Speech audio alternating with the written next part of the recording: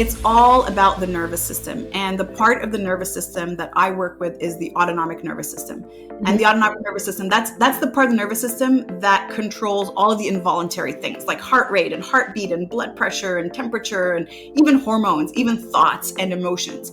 And depending on which nervous system state you're in, it will drive the hormones, it'll drive the blood pressure, but it'll also drive the thoughts and the emotions.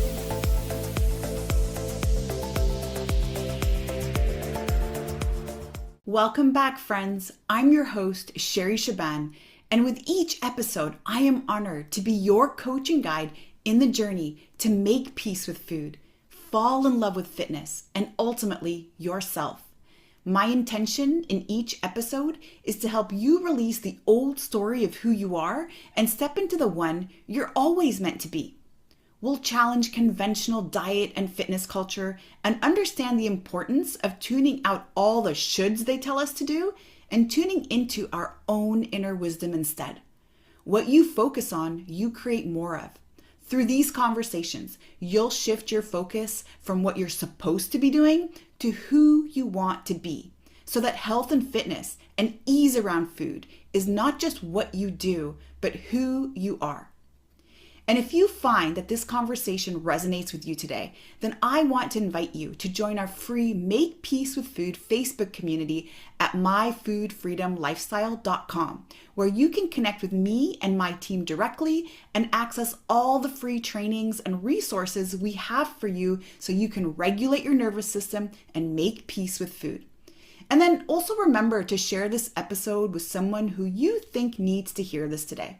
The links are in the show notes. If you're listening to today's episode and you feel like food and dieting and weight and body image has completely taken over your life, has complete power over you, I hope this conversation brings you the comfort and inspiration that you're searching for.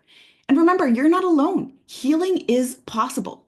If you've ever felt like you know exactly what to do, but you just can't bring yourself to do the things that you know to do, then I want to invite you to join me during my 3-day Break the Cycle Masterclass, where I'm going to be talking about how to overcome binge eating and emotional eating and how to regulate your nervous system so that you're no longer engaging in these unwanted eating behaviors.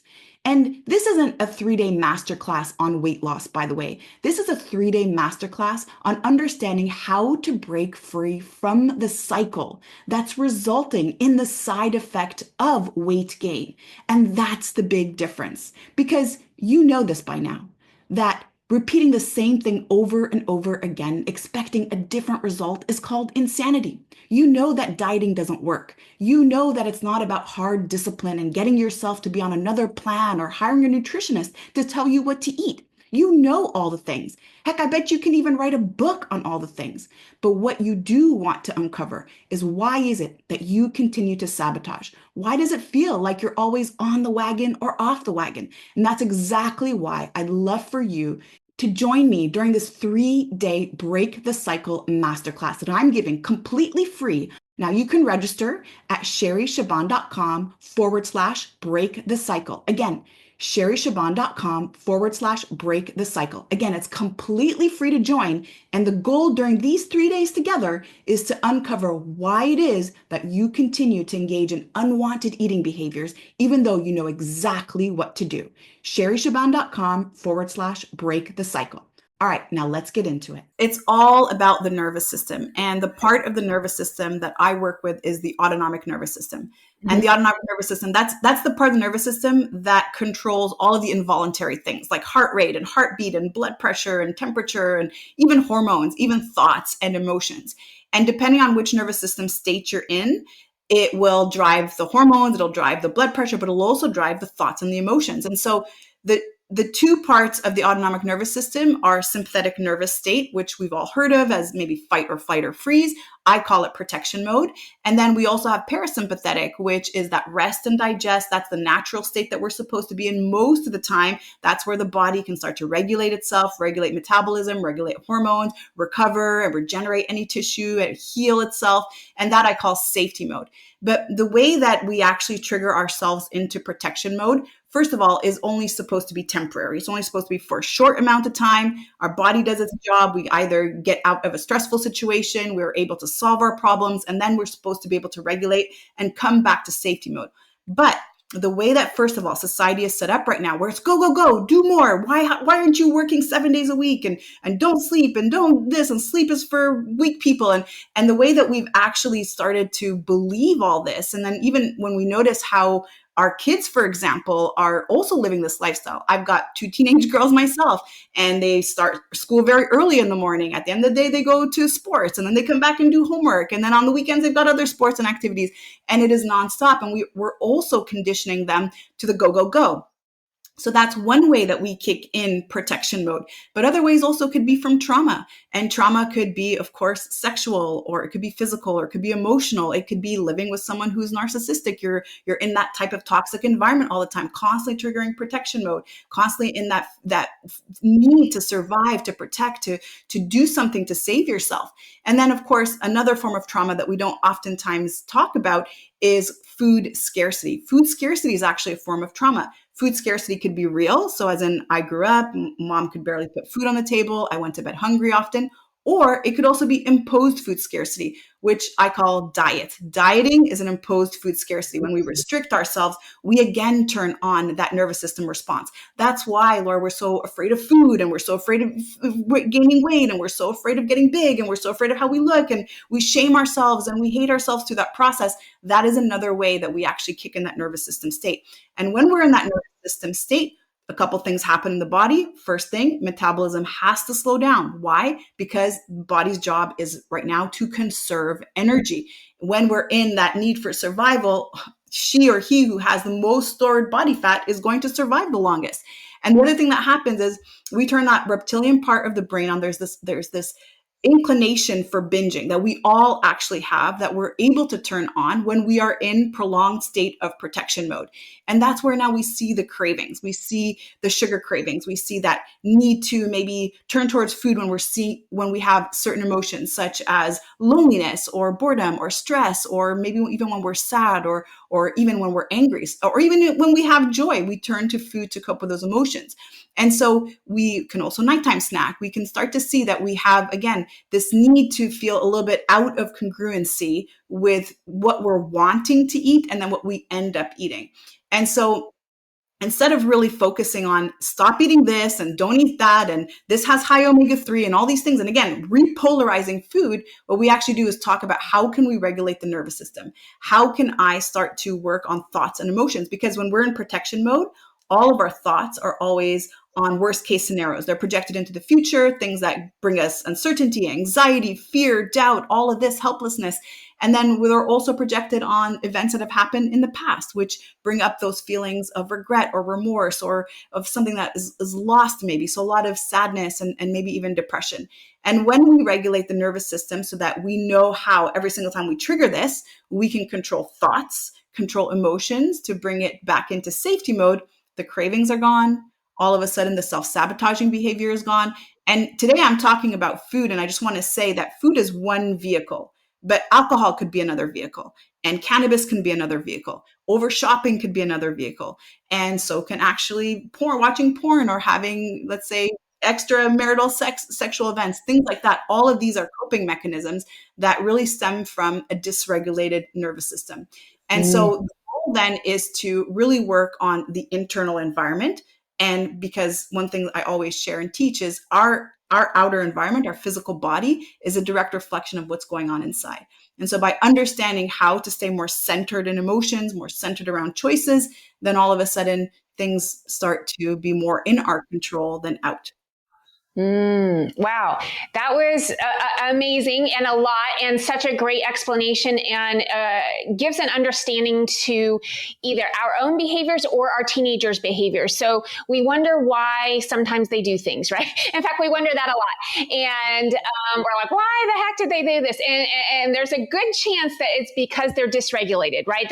They're not in that. So when I talk about, you and I are talking about the same thing, but the autonomic nervous system being hitting the on or off kind of, I almost say it's like the gas pedal or the brake of the car, right?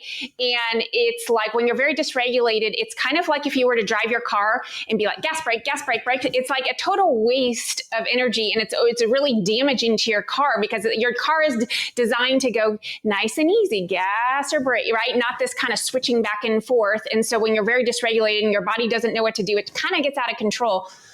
And an illustration I like to use is from the polyvagal theory, which is, it sounds fancy, but it's very, very easy. It's just like green is calm and relaxed. That's that parasympathetic nervous system where maybe we're going to relax and go to sleep. But it's also the time that we socially connect. It's when we feel empathy. It's when we feel kind of love and belonging, like those positive feelings.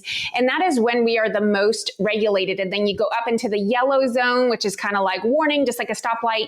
And that's when we're like a little bit anxious, or we're a little bit stressed, and we're kind of starting to get into that fight or flight feelings. And then the very top of, this chart is red, where that's where we start to shut down. And that's when we start to feel really sad or very depressed. And that's when, because the yellow is so overwhelming, that our body has to go somewhere. And so it can either go down to green or up to red and kind of shut down. And so what I'm picturing here when you describe this dysregulated state and the sympathetic nervous system being like really amped up is, sorry, my dog is moving the camera, is the yellow is just kind of like, but on overdrive, right? That anxious, overwhelmed state. And we don't know how to get ourselves back down into the green. And even if we were able to, then we would better able to make the choices that are in alignment, right? I think this is what I'm hearing you say, with what our vision is, right? We have these goals and we have a vision of like, this is what we should eat. And then there's the what we actually eat. And those two lists are not always matching. In fact, they probably aren't most of the time. And on top of that, not only as moms are we that way, but our teenagers, like bringing it back to the teenagers, are even more dysregulated because A, they don't have that prefrontal cortex fully developed to help them regulate, but B, their lives are very stressful and they don't have the coping skills set in place. They haven't learned a lot of these skills to be able to. And so what do you do with that? Like, right? Like we can explain this to our clients. We can teach it to our clients. And I know things I do with my clients to help bring them back down into a balanced state. But what are some things that you do? So good. So good. And these are things we can do with clients. And these are also things we can do with our kids. And even as teenagers, they're beginning to sit in their body. They're beginning to connect with their body. They're beginning to really sit into who they are. And so one thing that we can always do is bring it back to the body, because the body keeps the score. And you may have already heard this, and it's a very, very powerful statement. But all emotions and all these things that I shared with you, traumas, or even just stimulating that sympathetic nervous state, all of that is energy. And it all is sitting somewhere in the body. And so one thing that we can all do, and maybe if you're listening in, this could be a little technique that you can try on yourself. And so just sitting really still with yourself and taking a few deep breaths, and then scanning the body maybe for areas of tension and finding areas of tension, starting really from the top of the head, bringing it all the way down to the face and to the shoulders, and just without even questioning too much, just really sitting more in the body, less in the mind, finding an area that has tension. And when you find that area that has tension, you can just even ask that area, what emotion are you holding on to? And the emotion that may come up might be fear. The emotion that may come up might be worry. It might be something that you're not even aware of. And even just, again, without the mind thinking so much, I want this to really be the first thing that comes to your mind, because the first thing that comes to your mind is what the body is saying. The more we try to interfere and rationalize, that's more our mind that's rationalizing. And whatever emotion comes up, it will stem from four main emotions. We only have four main emotions or feelings. We've got fear, we have sadness, we have anger, and we have joy. And these emotions generally, especially when we feel something like fear, these are emotions that we tend to want to escape, or sadness, because they're low vibration emotions. It does feel uncomfortable. And we've actually conditioned ourselves that anytime we feel these emotions, that we need to escape them because they're going to harm us in some way. And that's the thing, is they are a part of that sympathetic nervous system response, and they're there for a purpose. They actually serve a purpose. So, for example, let's say you're scanning the body and you find jealousy. Okay, what is my emotion? Jealousy. Why? Because someone just got the job title that I wanted and I didn't get it today. Well, jealousy still has a root or roots from one of these or two or more of these four, depending on the person. Every single person's different. Jealousy for me might be anger and fear. Jealousy for someone else might be maybe sadness and fear. So what is it for you? Now that you've identified, okay, which of the four, root four are there, now let's break that up. So if, for example, you're noticing that there's fear, well, fear is a very important emotion. Fear is that emotion that basically serves as our blind spots. Fear tells us what to be aware of. Fear tells us and shows us maybe what we don't notice. Fear gives us an opportunity to take action from it. And it's also there again so that we can find a way to protect ourselves. So if we're feeling fear, we shouldn't try to escape it. We should maybe try to understand, okay, fear, what you trying to tell me? What is it that I don't see? What is it I'm not aware of? And if, for example, I feel anger, well, anger is also another one of those emotions that sometimes we're embarrassed to express, and we shouldn't be angry, and anger is a bad thing. But anger is actually how we draw boundaries. It's how we take action. The only way that we can take action is through anger. So if I'm feeling angry, okay, what kind of boundaries do I need to place here? And Mm-hmm. anger is a higher vibration than fear. So think about it. If, let's say, I was in the woods and a bear came out and it was attacking my kids, I'd first be afraid. And then if I were to take action to protect my kids, I would need anger to take action. So it's actually a very useful emotion. Again, part of that protection mode. And then sadness is one of those emotions. Again, that's a heavy one. That sits at the lowest vibration. Actually, lowest is shame and guilt. But then above that is sadness. But it's a heavy feeling. You actually feel heaviness in the body because literally your body's vibrating a lot slower. You are actually heavier. And sadness is an important emotion. Sadness shows you that there's something coming to an end and something else is beginning. And that's the law of the universe, that something will end and something else will begin. So that's your opportunity to also reflect on, well, what's going on in my life that's making me sad right now? What is ending and what is start and what is beginning? And joy is another important one because a lot of us eat when we have joy, or a lot of us maybe tend to turn towards certain substances when we have joy. So what Mm-hmm. is it? Actually, we're trying to escape from that feeling of joy. And sometimes what could be behind that is that feeling of not enoughness or not deservingness because we have joy and maybe we're feeling a little bit even guilty that we have a particular sense of joy when maybe someone else is suffering around us. So by allowing yourself just to get curious and really feeling it through your body and starting to breathe into that, you're already going to notice that things are starting to shift. But what we tend to do instead, Laura, is we tend to feel this emotion. There's a trigger. I need a glass of wine. There's a trigger. I need to eat. I need a cookie. And so we don't even give ourselves that opportunity. And so we learn to just condition ourselves and download that pattern. Every time I feel fear, or every time I feel worry, or every time I feel this, I'm going to turn to that. And without actually trying to understand that these emotions are there, they're serving a purpose, and they are getting us to really take action in some way. Now, what we can do also, especially, and it's never, ever, ever too late, even if you never maybe held space for your kids growing up and had them express their emotions, or even for yourself, if you grew up in an environment where, let's say, emotions weren't validated, that every time you felt a particular emotion, have a cookie, or if something great happened, have a cookie, and you didn't have that connection with being able to express your emotion, it's never too late. And this is something that you can teach your kids. It's okay to be angry. It's okay to have fear. It's okay to have joy. It's okay to have sadness. And these are not emotions that we need to numb. Boys can cry, and that's okay also. Whereas again, we're learning that we're not allowed to do that. So giving yourself full permission to express that and express it in a way that does not revolve around trying to numb it, trying to escape it, trying to avoid it is so incredibly powerful. And this is a process that obviously takes practice. So I showed you today how to get into your body, and that's one tool that I use, but there's many other tools. But Yeah. it's a process, and it could be a hit and miss. So as you get started, don't get frustrated with yourself. Have a lot of grace because these have been patterns you've been probably playing out for years and years and years, if not decades. And so allow yourself to get into that. And you'll start to notice that there are certain emotions, once you break them up into those four that I shared, that will drive you to a certain behavior. So it might always be fear for you. And it could also stem from your childhood. So again, connecting with the body, trying to remember, okay, when was the first time I felt that? What was the circumstance? Well, I was an 8-year-old girl. So this belief system came from an 8-year-old girl. It was the 8-year-old part of me. And now we can start doing some inner child work also around that, just to really start to explore what meanings did I give that? What does that 8-year-old girl need to help her maybe change that memory, or to give her exactly what is missing in that moment. Wow. That was so powerful, just what you described, because you're right. I think we do feel uncomfortable with uncomfortable emotions, and we suppress them or we push them away. And we have a hard time just as humans tolerating these uncomfortable things. And even the joy one, I thought that was so great that you said that, because it's true. That's what people, do self-sabotage when they feel joyful, or, they have a fear of success. That's some things that I deal with certain clients. And so, yeah, just giving those pieces, space and allow them to process and feel them and kind of accept them instead of resist them.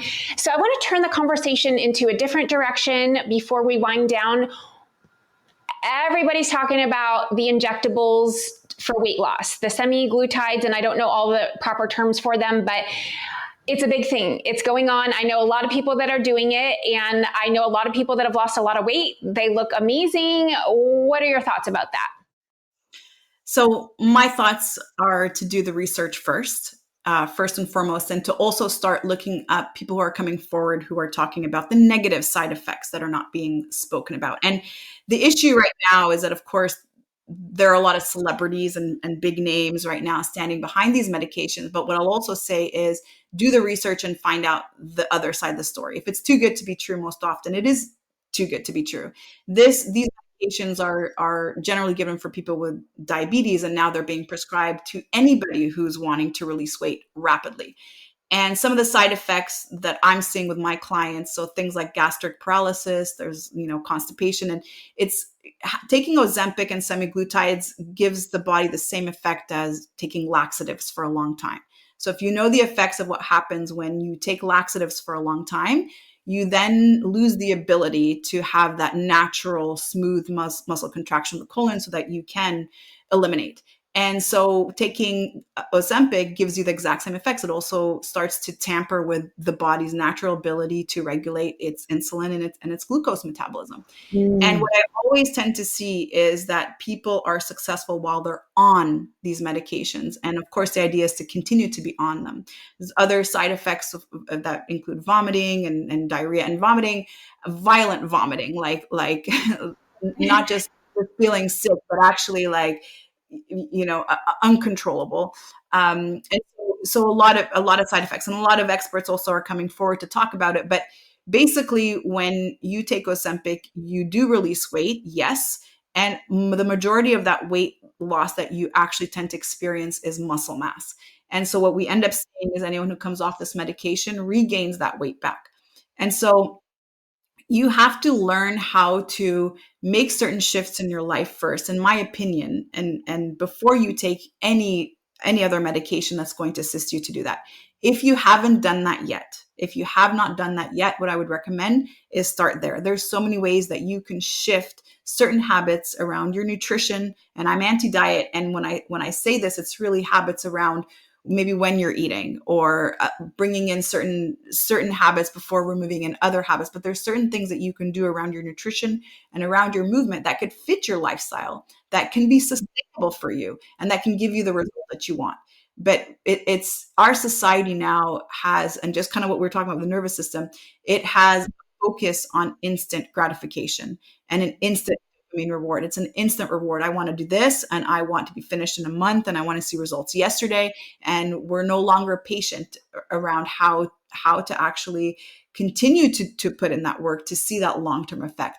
But again, do the research, and don't take my word for it. There's so much stuff out there right now. So many people also advocating against this right now. And just be mindful.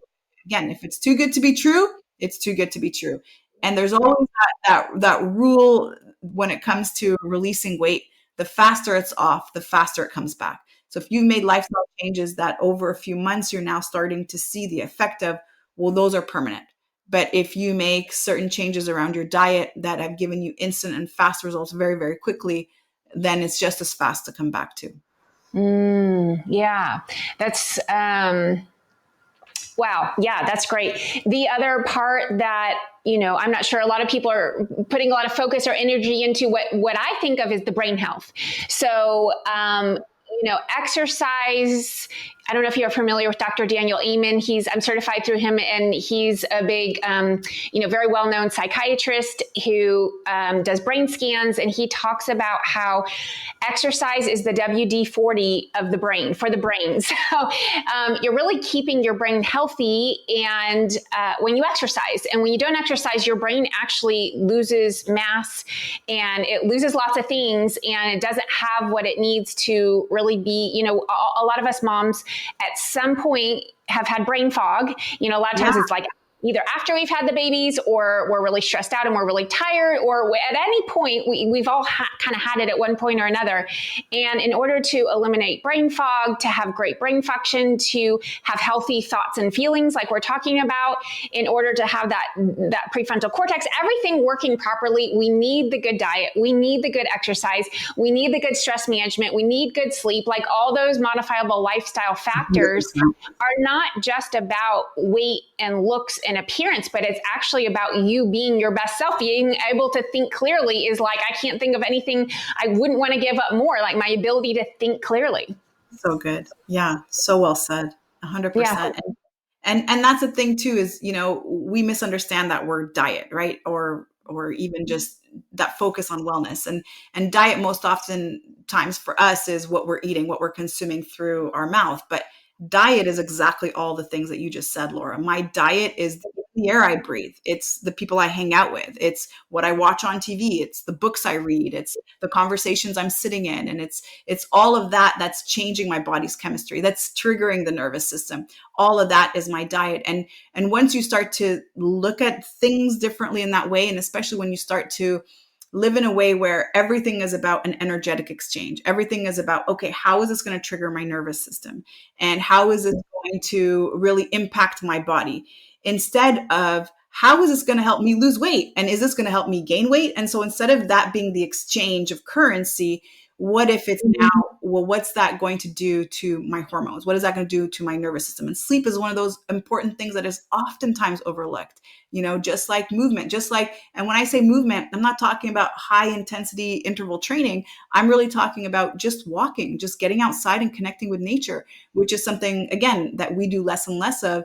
Well, not just as we age, but even just seeing our kids now. All my kids have cell phones and they've got iPads, and they're, and we didn't have that growing up. We played with boxes and we played in parks, and it was very different. So even just remembering how simple that can be, just even incorporating that movement into our lifestyle, even that is just part of our diet. Yeah. Yeah, that's great. Well, this has been an amazing conversation. Is there anything that you feel like is extremely important that maybe we didn't cover, but that would just add to a mom's understanding of her nervous system or her teenager's nervous system, as far as that regulation, that emotional regulation, and the relationship with food?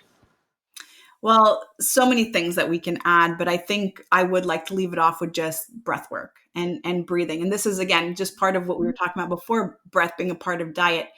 How we breathe is very much, again, dependent on which nervous system state we're in.